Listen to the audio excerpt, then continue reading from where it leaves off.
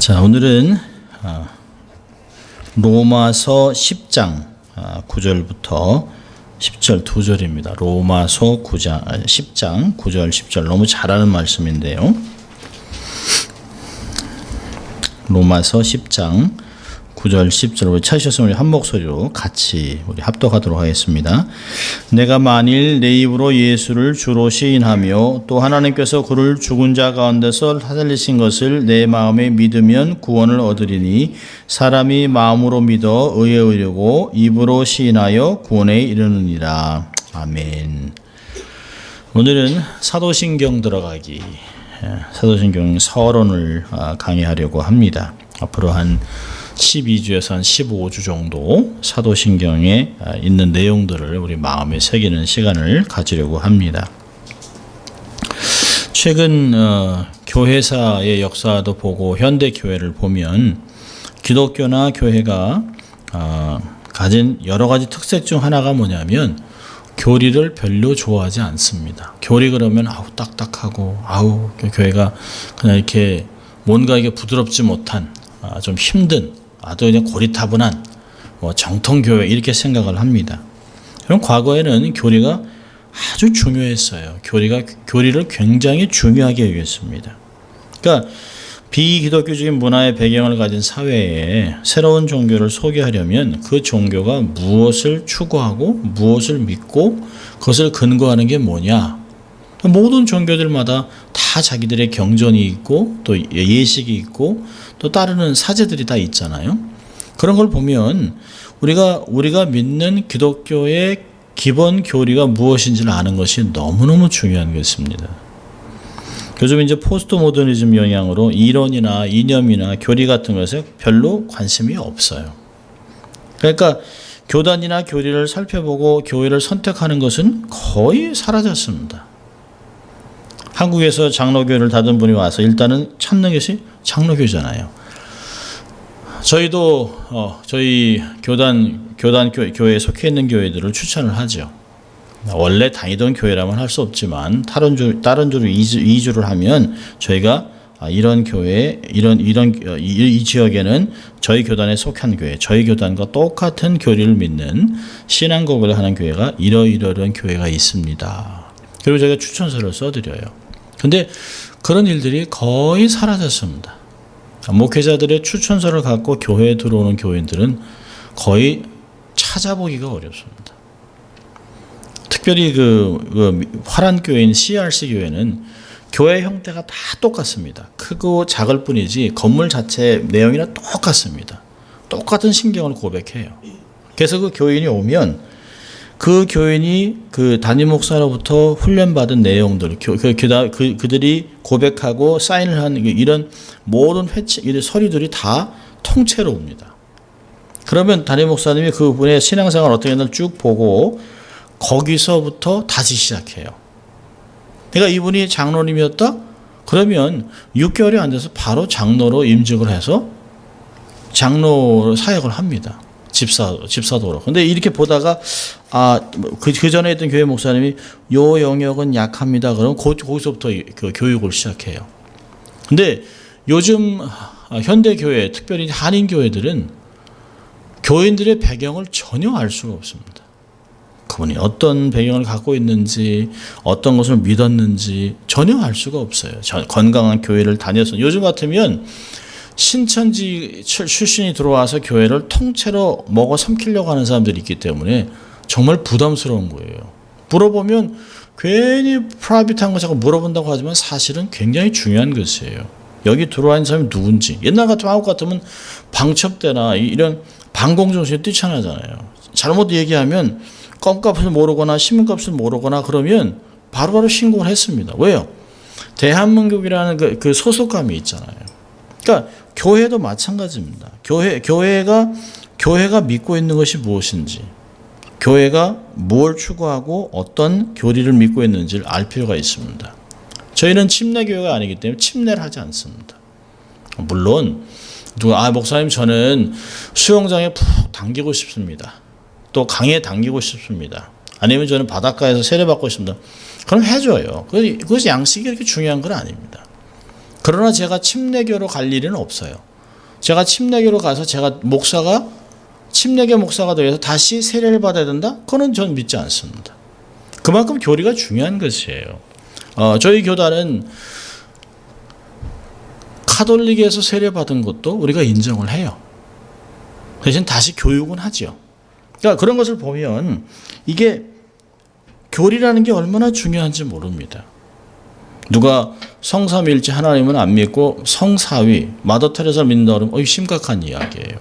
그건 웃어 넘길 이야기가 아닙니다. 요즘 보면 교회를 선택할 때 성령의 역사나 교세를 중요하게 얘기합니다. 그 교인이 몇 명이나 있어요? 파킹랏은 있나? 교육부는 이런 걸 물어봅니다. 교리의 조그마한 차이는 아주 하찮게 느껴요. 느낌만 좋으면 그냥 교단은 상관하지 않습니다. 그러다 보니까 이단이 기독교라는 틀을 갖고서 옷을 입고서 아주 활개를 치고 있습니다. 안상홍의 하나님의 교회. 안상홍이 죽었어요. 그 여자 부인인 그 장길자가 자기가 하나님 어머니라고 하잖아요. 그런데 여기에 넘어가요, 사람들이. 막 돈과 조직을 밀고 들어오니까 선교지에서는 막 넘어가고 있습니다. 한국 사람들이 잘 안 넘어가지만 현지인들, 가난한 아주 정말 하루에 두 끼도 먹기 힘든 현지인들에게는 돈은 굉장한 것이에요. 그러니까 이들이 막 넘어가고 있습니다. 이만희의 신천지, 구원파, 다락방, 큰 믿음 교회 등등 얼마나 많은지 몰라요. 다 이들이 기독교라고 얘기를 해요. 그런데 자기들은 기독교의 많은 종파 중에 하나라고 하지만 아닙니다. 그렇지 않습니다. 확실한 이단입니다. 이단이 많이 다른 것이 아니에요. 끝이 다른 것이에요. 끝이. 우리가 믿는 전통적인 교리를 무시하는 것이죠. 그럼 많은 사람들이 아이고 2000년이나 된 거 그렇게 고리타분한 전통을 다 버리죠. 아니요. 고백은 전통 속에서 나오는 것이에요. 이제까지 사도신경이나 성경의 모든 것 전통적으로 해석된 것들을 받아들이는 것입니다. 그럼 기독교는 계시 종교이기 때문에 그 신조가 사람의 경험이나 아니면 사람이 생각해서 이렇게 만들어낸 것이 절대 아닙니다. 그래서 계시에 근거한 기본적인 신조를 무시하면 기독교는 본질을 잃어버리게 됩니다. 본질을 잃어버리면 그 시대와 사회의 문화적 경향에 편성하게 되죠. 사실 지금 현대교회는 그런 모습을 보이고 있습니다. 교회 안에 없는 게 없어요. 적어도 교회 그러면 거룩하고 세상과 다르고 우리가 어릴 때 보면 성경을 들고 다니면 이미 그 사람이 달랐습니다. 근데 지금은 성경을 들고 있는 사람도 알 수가 없어요. 이제는 신문에 어느 목회자 누가 7개를 범하고 이게 더 이상 깜짝 놀랄 얘기가 아니에요. 그냥 아이고 교회나 세상이나 이렇게 된 세상을 살고 있습니다. 그러니까 교회와 짝한 교회, 세상과 짝하는 교회, 세상에 사로잡혀 있는 교회들이 얼마나 많은지 몰라요. 그러니까 거룩을 잃어버린 기독교 타락이 뭘까요? 그 시대의 풍조에 편승하는 것이에요. 그 사회의 주류 풍조와 비슷하게 되는 것을 바로 타락이라고 얘기하고 있습니다. 많은 사람들이 교회의 문턱을 없애는 좋습니다. 그거는 누구도 교회에 들어올 수 있습니다. 그러나 교회가 교회의 모습을 벗어버리고 세상에 있는 안 믿는 사람들 또 불신자들을 그 교회로 끌어들이기 위해서 세상과 같아져야 한다고 하는 것은 굉장히 위험한 얘기입니다. 내가 마약 중독자를 전도하기 위해서 내가 마약 중독 해볼 필요는 없는 거예요. 기독교는 그 기본 신조를 항상 유지하려는 의식이 있어야 합니다. 노력이 있어야 됩니다. 그래야 순수성을 보존할 수 있어요. 아마 초대교회 교부들이 현대교회로 오면 아니 이게 교회야? 라고 할지도 몰라요. 크게 멋있게 지어놓고 당신들은 동굴에서 아니면 집에서 이렇게 아주 작은 모임으로 그러나 뜨겁게 열정으로 주의 재림을 사모하면서 세상의 어려움을 다 극복하고 환난과 고난 속에서도 주의 은혜를 기다렸던 그런 사람들이 지금은 전혀 은혜도 모르고 전혀 그냥 모임으로 그냥 즐겁고 한인회 같이 그냥 사람들의 모임 같이 생긴 큰 그 교회들을 보면 가슴을 치고 울을지도 몰라요. 우리는 오늘부터 기독교의 가장 중요한 교리라고 할 수 있는 사도신경을 살피려고 합니다. 우리 기독교의 보배라고 한다면 트레저라고 하면 세 가지가 있는데 하나는 사도신경, 그 다음에 주기도문, 십계명이에요. 신경은 우리의 믿음입니다. 십계명은 우리의 삶의 행동이에요. 주기도문은 우리의 소망입니다. 이렇게 하나님의 나라의 사람으로 살기를 소원한다 라고 하는 이 세 가지가 우리의 신앙을 연결하는 것이에요. 그러니까 신경, 내가 믿는 것을 가지고 행동하는 것과 소망이 연결되어 있는 이 세 가지를 우리는 계속해서 볼 것입니다. 그래서 사도신경을 먼저 보고 그리고 주기도문을 보고 그리고 십계명을 볼 것입니다. 여러분, 우리는 매일 주일 아침마다 우리가 사도신경을 고백하잖아요. 아마 지금까지 주일만 그렇겠어요. 또 웬만한 또 이렇게 모임이나 또 외부에 있는 집회 가면 사도신경을 거의 외웁니다. 최소한 주일 예배만 참석한다고 해도 1년에 52번을 우리가 외워요. 사도신경을. 사도신경을 외우면서 그 내용의 깊이를 얼마나 우리가 인식하고 있을까요? 그냥 후룩 그냥 2분 만에 그냥 1분 만에 끝낼 수도 있습니다. 대부분의 기독교 모임에서는 사도신경을 함께 고백하면서 우리가 하나님의 자녀가 돼서 언약 백성이라는 하나를 얘기하잖아요. 이 사람이 감리교든 이 사람이 침례교든 이 사람이 성공회든 우리가 사도신경을 고백합니다. 사도신경을 통해서 우리가 똑같은 믿음을 고백하는 것이에요. 사도신경은 기독교 역사상 기독교 교리를 표현하는 가장 기본적이고 가장 간단한 신앙 고백 중에 하나입니다. 그러면서 가장 보편적인 교리예요. 신앙 고백입니다. 보편적이라는 말은 교회가 이 신조가 형성된 후에 교회 속에서 역사 속에서 계속해서 사도신경을 고백해왔다는 것이에요. 카톨릭도 사도신경을 고백하잖아요. 성공회든 어느 교단이든 이 그리스도를 주로 믿는다고 하는 모든 공동체는 사도신경을 다 고백합니다. 그렇다면 사도신경은 기독교를 나타내는 하나의 징표라고 볼 수 있는 것입니다.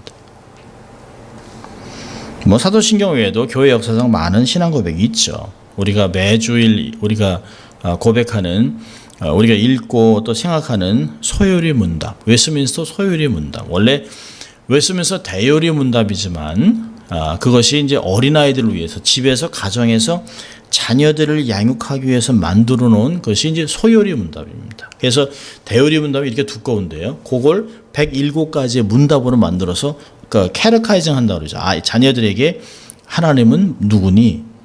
우리 인생의 가장 큰 목적은 뭘까?라고 이렇게 공부하는 것이 소요리 문답입니다.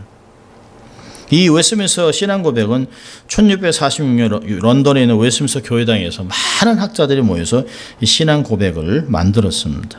가장 기본적인 교리를 정확하고 간결하게 표현해주고 있습니다. 사도신경이 성경에 기록됐냐? 아니요. 그렇진 않아요. 그 사람들이 어떤 분들은 아니 성경에도 없는 사도신경을 왜 우리가 믿어야 합니까? 요즘은 사도신경을 신앙 고백하지 않는 교회들이 굉장히 많이 늘어나고 있습니다. 예배 성경에도 없는 걸 왜 교리를 읽습니까? 그것만 없어지는 것이 아니에요. 우리가 매주 하는 시편 교독도 없습니다. 그러니까 예배를 아주 간단하게 심플하게 만들었지만 시편 교독하지 않고 사도신경을 고백하지 않고 주기도문을 하지 않는 교회가 굉장히 많이 늘어나고 있습니다. 소위 대형 교회, 파퓰러한 교회, 교단에 속해 있지 않은 많은 무리들에게 얘기하는 그런 자유주의에 속해 있는 교회들이 그렇게 되고 있는 것을 볼 수 있어요. 안타깝습니다. 너무너무 안타까운 것을 우리가 느끼고 있습니다. 이 사도신경은 성경에 기록된 것은 아니지만 이 성경을 가장 정확하게 짧게 새로 예수를 믿는 사람에게 가르쳐주기 위해서 만든 어떤 면에서는 교리 문답이에요. 그래서 사도들이 이것을 계속 고백한 것입니다. 그래서 우리가 다음 주도 보겠습니다. 사도신경을 이렇게 세 파트로 나누면 하나님 아버지는 굉장히 짧아요. 전능하신 하나님 아버지를 내가 믿사오며 한 줄입니다. 그러나 우리의 구속을 십자가에서 이뤘던 예수 그리스도의 삶은 굉장히 많이 있습니다. 그리고 성령을 믿사오며 그거에 나타난 그 거룩한 공회와 성도들, 우리의 죽음과 부활까지의 모든 내용들을 다 함축하고 있습니다. 성경의 모든 교리를 아주 짧게 그 안에 다 기록해 놓은 것이에요.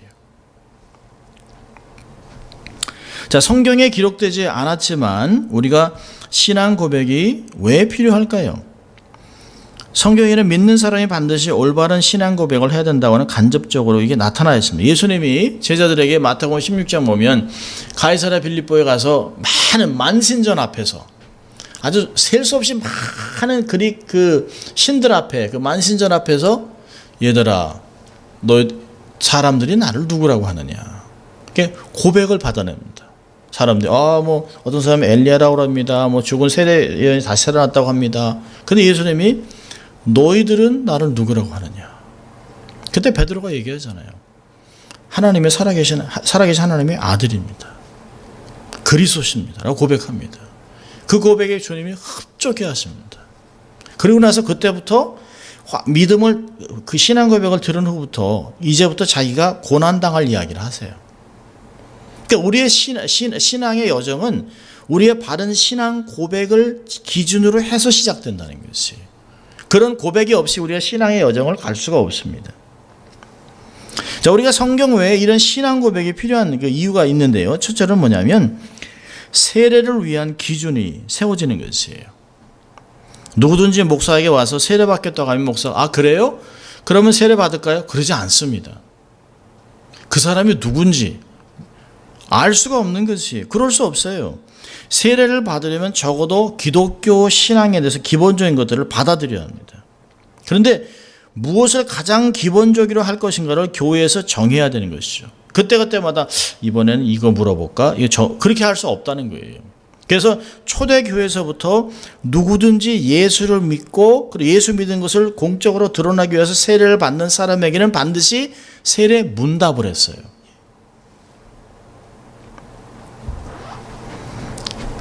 우리가 세례 문답할 때도 뭐 얘기합니다만은 신고에 있는 모든 것을 다 믿습니까? 네, 하지만 그 사람이 정말 믿는지 다 읽을 건지 알 수가 없는 것이에요.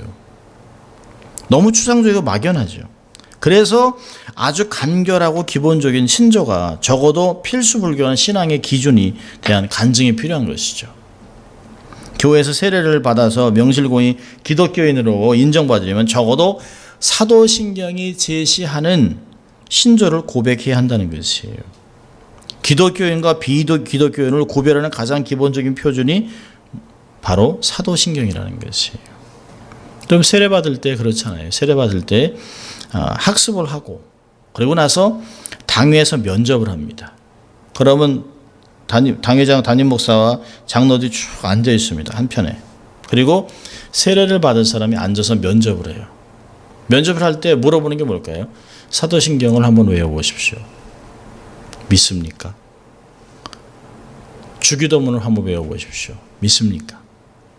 그러면 10계명을 한번 얘기해 보십시오. 그리고 물어보는 것이에요. 그래서 뭐 조금 틀렸다고 해서 안 됩니다 그러진 않지만 적어도 그걸 고백을 하죠. 학습을 하잖아요. 적어도 6개월에 학습을 해요. 그래서 학습 교인이 되고 그다음에 세례 교인이 돼서 세례를 받는 것이에요. 요즘은 그냥 누구나 와도 그냥 뭐 빨리 속성으로 이렇게 뭐 합니다만은 이게 1910년 전까지만 해도요. 세례받기 위해서 3년 동안 공부를 했다고 그래요. 3년 동안. 그러다가 이게 교회가 점점 뭐 그렇게 그 교세가 좀 줄어들고 아니 어떤 면에서는 막 파퓰러해지면서 이게 6개월, 3개월 이렇게 막 줄어들었습니다. 그러면서 더 이상 별로 중요한 걸 가르치지 않고 예수 믿는다 그러면 그냥 세례를 주는 일이 많습니다. 물론 선교지에서는 그럴 수 있어요.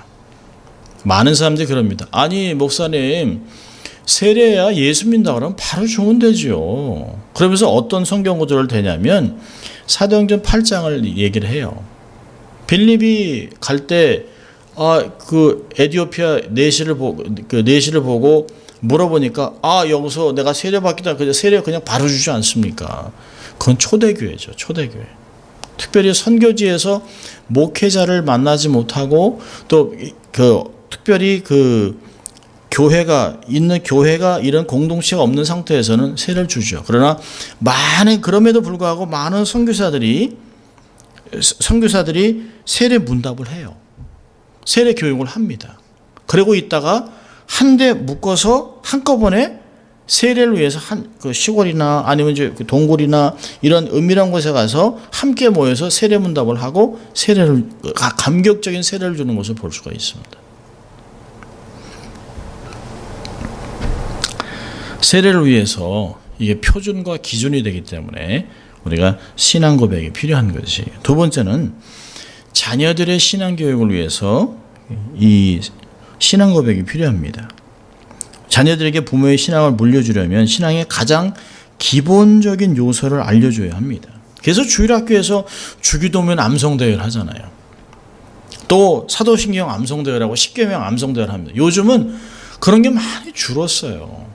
어린아이들이 어릴 때 달달달달달 외우면서 그 애들은 조금이라도 상을 받든지 사탕을 먹든지 이렇게 해서 그 재미에 외우지만 그게 평생을 좌우하는 거예요. 평생을. 카톨릭 신부들이 얘기하잖아요. 아이를 유치원에 카톨릭 유치원에만 보내면 평생 카톨릭 교인을 만들 수 있다는 거예요. 어릴 때 배운, 저도 유치원 때 저희 부모님이 안 믿으셨지만 저를 신교육을 한다고 저희를 그 당시에 이제 성서 침례 유치원을 보냈습니다. 백인이 이제 유치원 선생님, 이제 교장이셨고 선생님들이 해서 어린아이들을 저희들에게 얼마나 재밌게 막 가르쳤냐면 가서 처음부터 기도하는 거, 그다음에 주기도문, 그다음에 이런 것들을 막 외웠어요. 그래서 이게 지금도 그때 배웠던 유치원에서 배운 찬송가들이 아직도 기억나는 것을 알 수 있습니다. 이런 유치원에서 배우는 것보다 중요한 것은 부모가 자녀들에게, 다음 세대에게 중요한 것을 주는 게 필요합니다. 신구약 성경책을 그냥 물려준다고 해서 되는 것이 아니에요. 성경의 핵심을 가르치려면 무엇이 중요하고 무엇이 중요하지 않은지를 알려야 합니다. 성경의 핵심, 뼈대 알려줘야 되는 것이죠. 그래야 세상에서 썩어져가는 탕류에 휩쓸려가지 않습니다. 자, 세 번째로 우리가 신앙 교회 고백이 필요한 이유는 이단을 대적하기 위해서 교단이 필요한 것이에요. 초대교회에도 많은 이단이 생겼습니다. 예수 부활 안 했다. 예수님이 육신으로 부활하지 않았다. 예수님 다시 재림하지 않는다. 내가 예수다. 이런 게 너무 많았다는 거예요. 지금이나 별 다른 게 없어요. 이단이라는 게 뭘까요? 성경의 정통성을 거부하고 자기의 마음대로, 자기의 생각대로, 느낌대로 빼기도 하고 넣기도 하고 막 그러는 것이에요. 성경에다 더해서 생기는 이단들이 마치 요즘 같으면 안식교, 또 몰몬, 여호와 증인 이런 것들입니다. 성경에서 막 빼는 그런 있습니다. 그래서 이런 성경적으로 올바른 신앙의 표준이 분명하지 않으면 이단들이 나타나서 자기들의 주장이 옳다고 막 떠들어요. 요즘은 성경도 바꾸는 판이잖아요. 하나님 아버지 어머니 삼위일체라는 거 빼고, 미국에서도 공군에서 성경을 빼기로 했습니다. 얼마나 무서운 세상입니까? 지금 무서운 세상을 살고 있어요. 무엇을 가리키는지 알 수가 없습니다. 그러니까 우리가 신앙을 순수하게 유지하기 위해서는 신앙 고백이 꼭 필요합니다. 자, 오늘 본문 보세요. 로마서 10장 9절 10절은 신앙 고백을 아주 강조하고 있습니다. 9절에 내가 만일 내 입으로 예수를 주로 시인하며 또 하나님께서 그를 죽은 자 가운데 살리신 것을 내 마음에 믿으면 구원을 얻으리니 라고 하고서요, 두 가지를 또 강조하고 있어요. 10절에서는 그 순서를 바꿔놨습니다. 사람이 마음으로 믿어 의에 이르고 입으로 시인하여 구원에 이르니라. 그러니까 마음과 입, 믿는 거 고백하는 거 네 가지를 다 연결해 놨습니다. 얼마나 중요한지 몰라요. 사람들이 그럴 수 있죠. 생각하기에 입으로 고백하는 것과 마음으로 믿는 것이 뭐가 분리할 수 없는 것 같지만, 하지만 사람들은 겉과 속이 달라요. 거짓말을 얼마든지 잘할 수 있어요. 말하는 것과 믿는 것이 달라요. 그게 일반 성도들뿐만 아니죠. 중직자들도 마찬가지예요. 저 사람이 장로야? 저 사람이 목사였어? 아니, 목사가 이제까지 한 설교는 뭐야? 이런다는 거예요. 그러니 이 당시에 처음에 믿고 믿음으로 고백하고 믿고 시인하는 게 얼마나 중요하냐는 것이에요. 겉과 속이 다른 사람이 너무 많다는 것이에요. 그러니까 이 구절이 말하는 것은 그 믿는 것을 그대로 고백하는 것을 전제로 하는 것이에요. 믿는 것에 내 삶을 올인한다는 거예요. 자, 그럼 무엇을 믿나요? 예수를 믿는데 특별히 그가 부활하신 것을 믿는다는 것이에요. 사도신경의 핵심 중에 핵심입니다. 왜 사도신경에서 구태여 부활을 강조했을까요? 3일 만에 죽은 자 가운데 살아나서 이걸 왜 강조하냐는 거예요. 적어도 이 사도들의 생각으로는 특별히 바울 같으면 부활이 예수 그리스도의 사역의 핵심이라는 거예요. 핵심. 예수 그리스도에게 일어난 모든 일 가운데 가장 중요한 사건으로 생각하기 때문에 그렇습니다. 왜 그러냐면 첫째로 부활하셨다는 것은 믿기 어려운 것이에요. 현대인에게도 믿기 어려운데 그 당시에는 얼마나 믿기 어려웠겠어요. 아니, 죽은 사람이 어떻게 살아나냐는 거예요. 잠깐, 그러니까 기절설을 얘기하고 잠깐 기절했다가 서늘한 데 있으니까 이따가 깨어난 거 아니라는 거예요. 이전에 없었던 메시아만 할 수 있는 그것을 부활로 얘기하는 것이에요. 그럼 예수님이 부활하셨다는 것은 그가 죽으셨다는 것을 전제로 하잖아요. 그러니까 부활하실 분으로 죽으셨다는 것은 그의 죽음이 평범한 죽음이 아니라는 것이 대속의 죽음이라는 것을 알려주는 것입니다. 대속의 죽음을 죽으시려면 예수님에게 죄가 없으셔야 한다라는 걸 전제로 합니다. 그러면 죄가 없으려면, 원죄가 없으려면 남자를 통해서 정자를 통해서 임신이 되면 안 된다는 거예요. 그래서 동정녀를 얘기하는 거예요. 이 사도신경 안에는 굉장한 신학이 담겨 있는 것이에요. 남자를 통해서 아기가 잉태된 것이 아니라는 거죠. 죄가 없는 사람의 모든 죄를 다 대속할 수 있는 그분 메시아는 동정녀를 통해서 태어난다는 거죠. 여인의 후손, 마치 창세기 3장 15절에 얘기한 여인의 후손을 얘기하는 것이에요. 그래서 예수님이 부활하셨다는 것은 예수님이 동정녀 마리아에게서 성령으로 잉태하여 나섰고 우리와 십자가에 못 박혀 죽으셨고 부활하셨다는 모든 것을 함축하고 있습니다. 그래서 부활을 강조하는 것이에요. 부활이 너무너무 중요한 것이에요.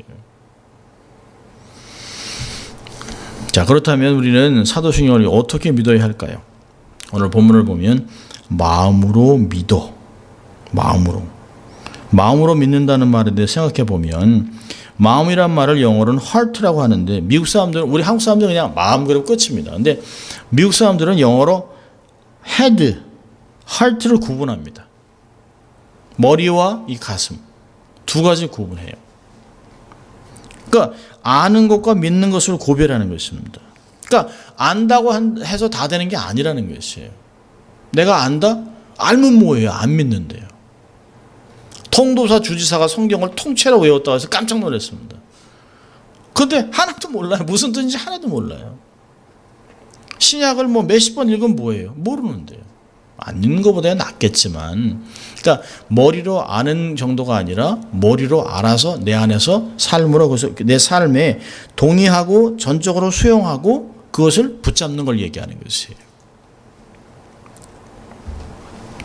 기독교는 무엇을 믿는지도 모르는 믿는 종교가 아닙니다. 어떤 때는 보면 그냥 믿어. 물어보면 그냥 묻지 말고 믿어. 아무것도 묻지 말고 그냥 믿어. 믿다 보면 돼. 아니, 그렇지 않아요.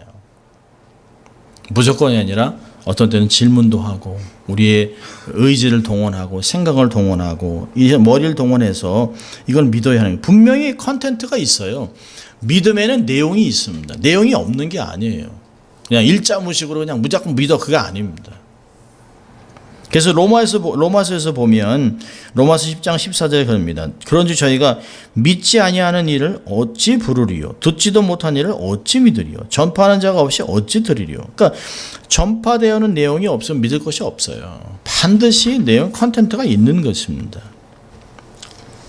자, 그래서 오늘 본문에 보면 첫째로는 마음으로 믿는 거예요. 두 번째는요, 입으로 시인해야 됩니다. 생각하기에는 사람들이 그럽니다. 아니, 믿으면 되지 뭐 입으로 시인합니까? 그냥 믿음으로 마음으로 믿으면 되지라고 반문할 수도 있어요. 그러나 사도 바울은 믿을 뿐만 아니라 입으로 시인하라고 얘기하고 있습니다.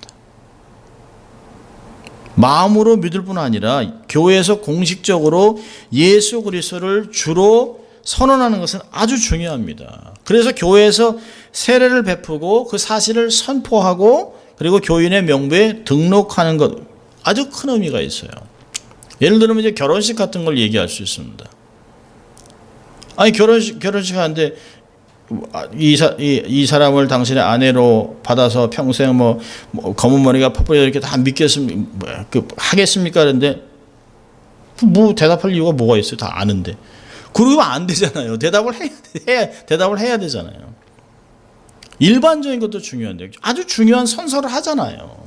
많은 사람들 앞에서 똑같은 것이에요. 우리가 정말 믿었다면 그것을 입으로 고백하고, 왜? 너무 좋은 것이기 때문에 내가 이제는 세상에서 세상과 같이 살지 아니하고 내가 하나님께 속한 백성으로 삶을 살겠습니다라고 고백하는 것이 고백하는 것. 너무너무 중요한 것입니다. 교회에서 입으로 고백하면 신앙이 더 확실하게 굳어질 수 있어요. 좀 약한 신앙이라도 공중 앞에 나가서 고백한 뒤로는 그 고백에 충실하게 살려고 믿고 행동도 그렇게 하는 것을 볼 때가 있습니다. 이런 교회 직분을 맡는 것도 사실 그런 효과가 있어요. 그냥 이렇게 막 건성건성 다니다가도 직분을 맡으면 아이고 그래도 내가 재직인데, 아이고 내가 그래도 집사인데, 아이고 내가 이거 권사인데, 아이고 장로인데, 아이고 내가 이런 거를 해야지 라고 이렇게 스스로 돌아볼 때가 있습니다. 그래서 완장을 차면 달라지는 거예요. 완장을 차면. 이게 뭐 사실 좋지 않게 완장 차고 뭐 이렇게 갑질한다 그게 아니라 완장을 차면 책임감이 있는 거예요. 책임감이. 리더십이 생깁니다. 그래서 교회에서 신앙이 약한 사람이라도 집사로 봉사하게 되면 그 직분 때문에 신앙이 더 좋아질 수가 있어요. 집사 때는 엉뚱한 짓 하던 사람도 장로가 돼서는 신앙이 좋아지는 사람이 있어요. 아주 점잖게 되는 사람들, 반대로 되는 사람도 있습니다만, 칼자를 쥐고 하는 사람도 있습니다만, 일반적으로는 사람에게 점점 점잖아집니다. 그리고 아주 깊이를 가져요. 그래서 뭐 서리 집사, 안수 집사, 장로 다 다른 것이에요. 다 다른 것입니다. 그래서 그렇게 계속해서 고백하고 공부하고 실력을 쌓아가는 것이 굉장히 중요합니다. 마음과 입이 서로 분리되어 있다고 생각하는 것은 잘못된 것입니다. 조금이라도 우리가 모자라더라도 하나님 앞에 내가 주님을 주로 모시겠습니다라고 고백하면 그 고백에 맞게 삶을 살아가게 된다는 것이, 이게 보통 사람들의 일반 성장하는 과정입니다. 신앙은 반드시 내용이 있어야 돼요. 내용이 없는 것은 껍데기에 불과합니다. 인생의 폭풍이 오면 한 방에 날아갑니다. 대개가 우리가 교리는 뼈라고 그러잖아요. 뼈대가 튼튼해야 성령 이 안에 이제 뼈대와 함께 살과 함께 이런 뭐 성령의 그 은사 이런 것들이 우리의 삶을 이렇게 역동적으로 만들지만 기본적으로 틀이 없으면 설 수가 없어요. 뼈가 없으면 설 수가 없습니다. 그래서 아주 중요한 것이에요. 우리의 신앙에 뼈가 되고 프레임이 되고 추가 되는, 넘어질 때도 탁 일어날 수 있는 그런 중심추가 되는 교리를 통해 무엇을 믿는지 알아야 하는 것이 너무너무 중요합니다. 앞으로 오늘은 그냥 서론만 얘기했습니다. 앞으로 이제 하나씩 보면서 우리가 고백하는 하나님은 누군지, 우리가 고백하는 예수 그리스도는 어떻게 탄생하셨고 어떻게 사역하시고 어떻게 돌아가시고 어떻게 부활하시고 승천하신 후에 무엇을 하실지 이런 것들을 하나둘씩 보면서 조금은 딱딱할 수 있습니다. 조금은 우리의 삶에 이렇게 좀 이렇게 무겁게 다가올 수도 있지만 한번 우리의 삶에 이렇게 믿음을 이렇게 견고하게 세워놓는 아주 바탕을 잘 다지는 그런 시간 될 수 있기를 바랍니다. 기도하겠습니다. 하나님 아버지 감사합니다. 오늘도 하나님 앞으로도 한 15주 정도 우리가 사도신경을 함께 공부하게 될 것입니다. 주님, 기독교에서 가장 중요한 우리의 신앙의 기본인 사도신경을 통하여 우리의 믿음의 또 이렇게 중심추를 잡는 우리의 신앙을 견고하게 다지는 귀한 시간들 될 수 있도록 하나님 축복하시고 많이 와서 함께 공부하는 함께 기도하는 귀한 예배 될 수 있도록 하나님 축복하여 주시옵소서. 감사하고 예수님 이름으로 기도합니다. 아멘.